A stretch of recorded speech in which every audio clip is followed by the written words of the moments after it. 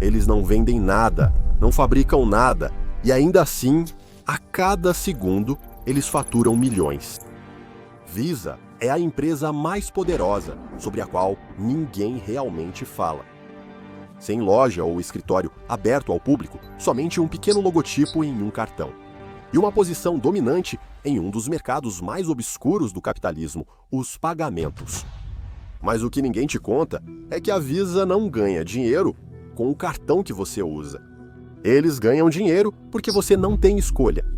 E isso não é um negócio, é um bloqueio, um monopólio, um sequestro global, embalado em plástico azul e dourado.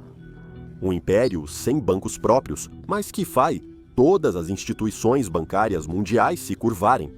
Um império que não empresta dinheiro, mas que pega a sua parte de cada centavo trocado. Um império que se tornou indispensável, permanecendo voluntariamente invisível. Mas então, como esse pedaço de plástico foi criado por uma pessoa que queria fazer uma experiência social? Por que estados inteiros se submetem às regras da Visa?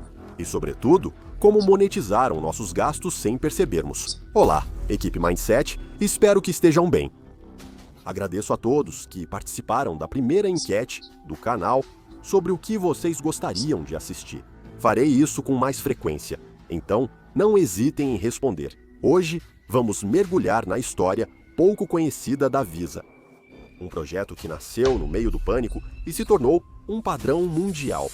É uma história de tomada de risco completamente insana, de poder absoluto, de pacto entre gigantes e de uma armadilha que se fechou lentamente sobre todo o planeta, carta após carta. E como sempre, vamos terminar com as lições marcantes dessa história para todo empreendedor.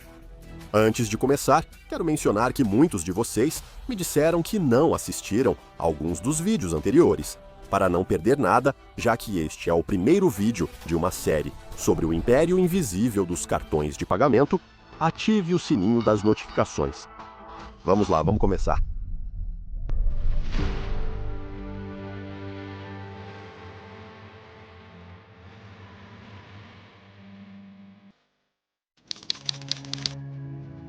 Um escritório cinza, carpete sujo, luz branca e no meio da sala, um cara perdendo aí a paciência. Joseph Williams, vice-presidente do Bank of America, olha para um relatório de uso de cartões bancários. E o que ele vê é um desastre. Clientes que não entendem nada sobre pagamentos, que acumulam inadimplências sem parar. E ele pensa, criamos um monstro? Mas para compreender melhor a situação, vamos recapitular um pouco. No começo, a ideia de Joseph era simples e provavelmente vinha de uma boa intenção. Criar uma ferramenta financeira para as massas, não para os ricos, não para as empresas, para todo mundo. E ainda substituir o dinheiro físico, facilitando o acesso ao crédito.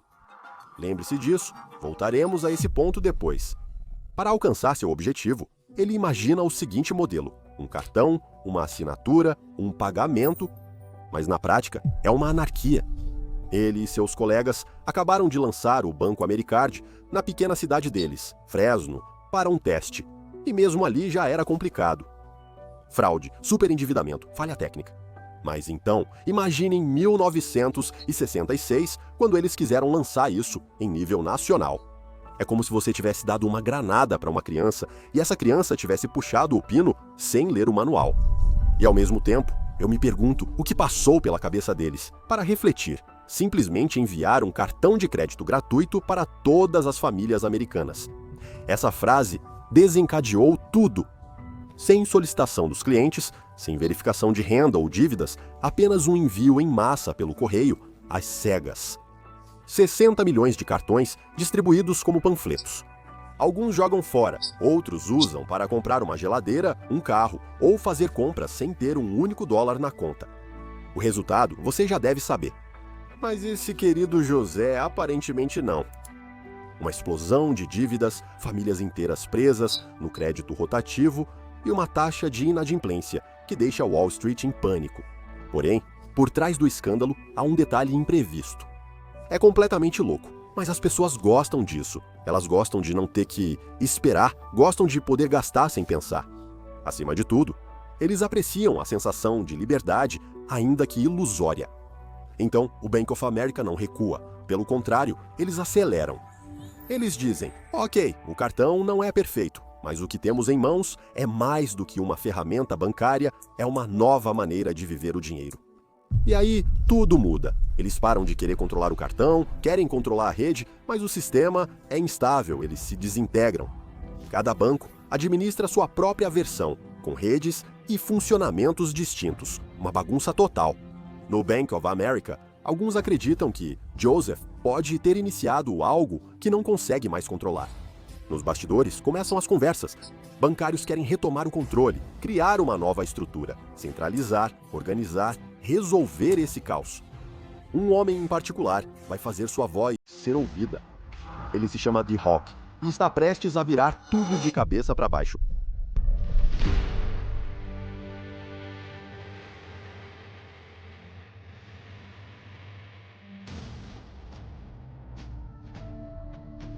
Um pequeno escritório suburbano, de padrão mediano, The Hawk desliga o telefone com um olhar fixo e sobrancelhas franzidas. Ele é um gerente local do Banco Nacional de Comércio, e o que acaba de ouvir mudará sua vida. Banco da América. Você transfere a gestão do Banco da América.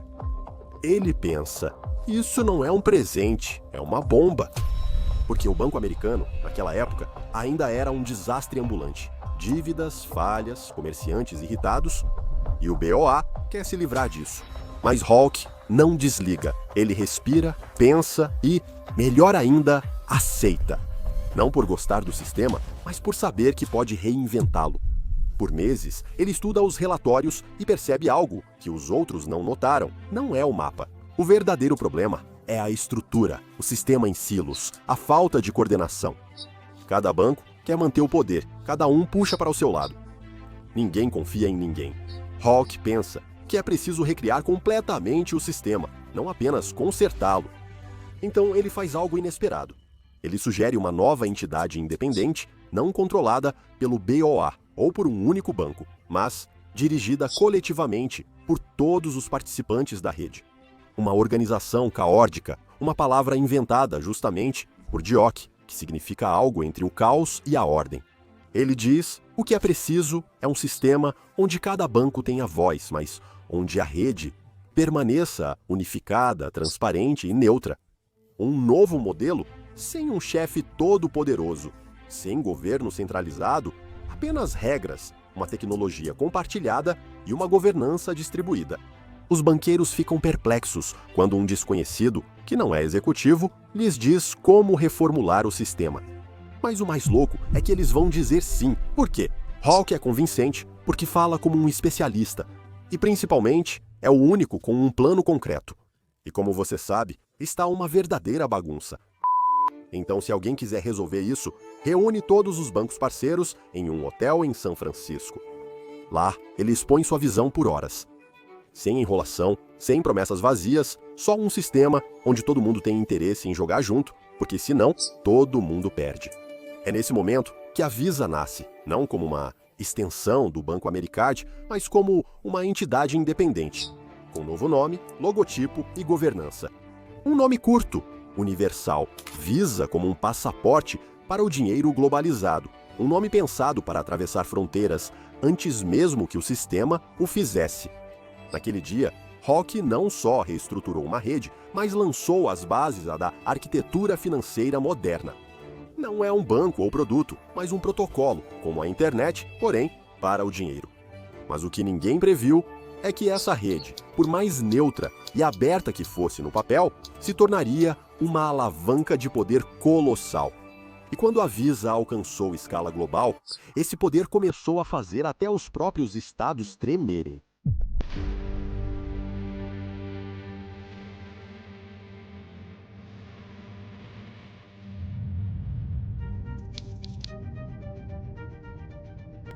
Sarah está em seu quarto, onde acaba de encontrar um par de tênis com desconto em um site alemão.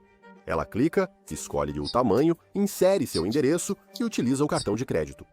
O pedido é confirmado em 3 segundos. Um e-mail de confirmação chega, com previsão de entrega para 4 dias.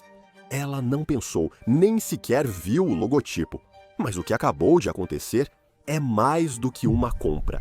É uma operação logística, jurídica e monetária em escala mundial. E no centro dessa operação está a Visa. A empresa conecta todos, loja, transportadora e banco. Porque o que eles construíram não é um simples serviço, é a infraestrutura. Um túnel invisível que conecta vendedores e compradores e que cobra uma pequena porcentagem a cada transação. Esse poder, porém, se estende muito além. Avançamos rapidamente para 2010. A internet está em polvorosa, com o Wikileaks publicando documentos confidenciais sobre as guerras americanas, crimes de guerra e mentiras de Estado. Como resultado, o PayPal corta as doações e os bancos fecham as contas.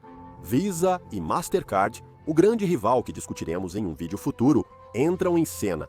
Eles bloqueiam voluntariamente as transações para o Wikileaks, não por ser ilegal, mas devido à pressão dos Estados Unidos. Em horas, uma empresa privada decide quem tem direito de receber dinheiro.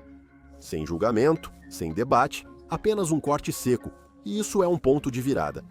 Visa não é mais apenas uma ferramenta, é um órgão de controle econômico. Estamos avançando, já estamos em 2022. A guerra na Ucrânia começa, sanções são impostas e a Visa suspende suas operações na Rússia. Resultado imediato, milhões de pessoas se encontram, repentinamente, isoladas da economia ocidental. Eles ainda conseguem comprar pão no bairro, mas reservar um hotel no exterior é impossível. Isso é mais do que um gesto simbólico. Visa vira arma geopolítica. Uma empresa de tecnologia, não um banco ou exército, decide quem pode comercializar com quem. Enquanto isso, a Visa segue crescendo.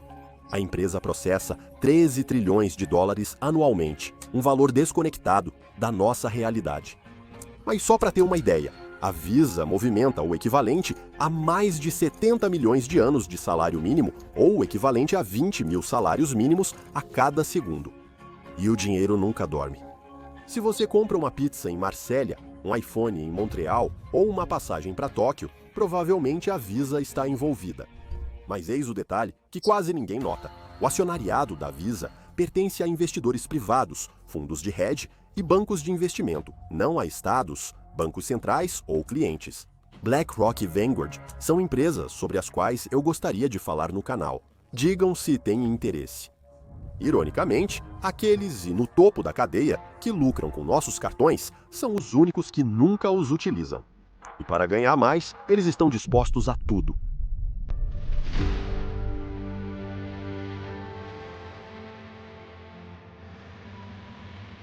Em um escritório moderno, com parede de concreto polido e máquina de café de design, um grupo de engenheiros trabalha em um problema simples: como receber pagamentos mais rápido.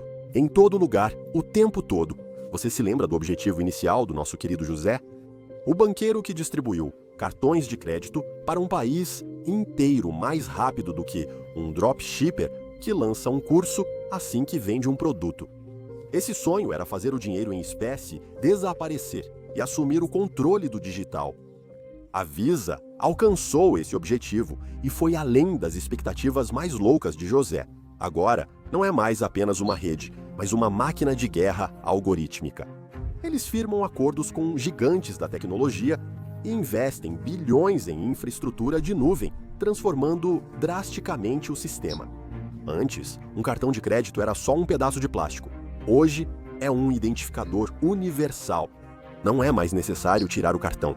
Seu smartphone, relógio, computador e navegador já estão todos conectados. E nas sombras, a Visa orquestra cada microtransação. Seja um café de 2 euros ou um ingresso de show de 400, a Visa pega a sua parte, sem alarde, sem esforço. Raramente entendemos que essa transformação da Visa não é apenas técnica, mas filosófica. A empresa não quer mais somente permitir o pagamento. Eles querem prever, orientar, analisar.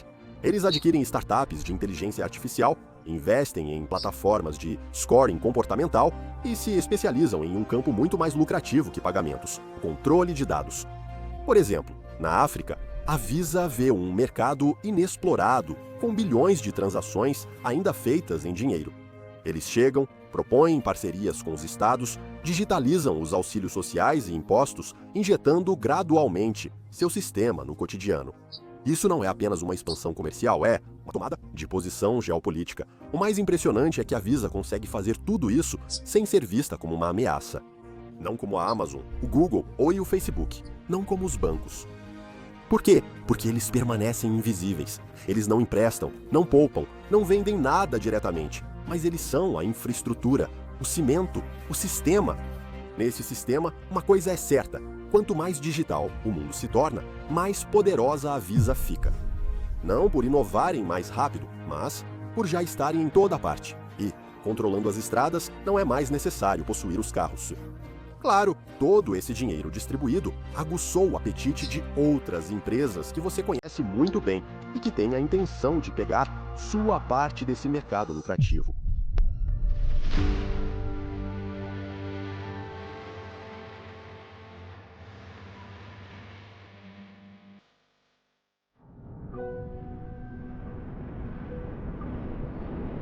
Tim Cook sobe ao palco, tira um iPhone, anuncia que o Apple Pay chegou. Acabou o cartão, acabou a carteira, tudo passa pelo seu telefone. Na plateia, investidores animados pensam no fim da Visa. Porém, nos escritórios da empresa não há pânico. Por quê? Porque o que ninguém percebeu é que por trás de cada pagamento com o Apple Pay ainda está a Visa. A Apple construiu a fachada, mas a Visa possui as fundações. Esse cenário vai se repetir inúmeras vezes. PayPal, mesma coisa. Stripe conectado à Visa. Cripto. Você pode até escapar, mas para converter seus bitcoins em euros, você geralmente passa por um cartão Visa. A Visa não combate a inovação, ela a incorpora. Toda vez que um novo participante chega ao mercado, a Visa não tenta destruí-lo. Ela o torna dependente. Uma integração, uma parceria, um protocolo. E pouco a pouco, a rebelião se torna apenas mais um canal. Porém, a Visa não é intocável. Recentemente, países como a China começaram a construir sua própria infraestrutura, mudando o cenário. As stablecoins desafiam o conceito de uma rede centralizada.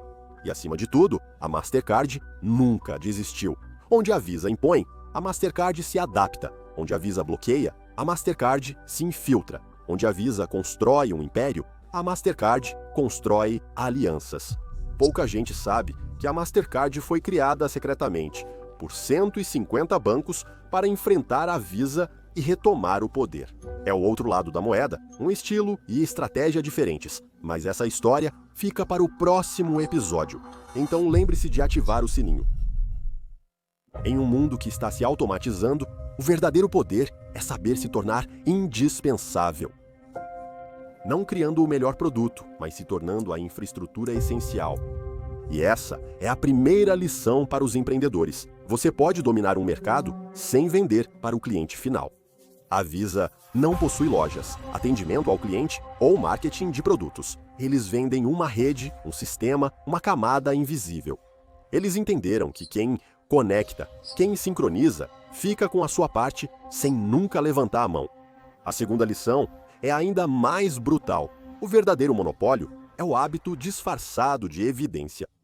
Ninguém te obriga a usar Visa, mas você usa. Não porque todo mundo usa, mas porque está ali e funciona, e você nem questiona mais.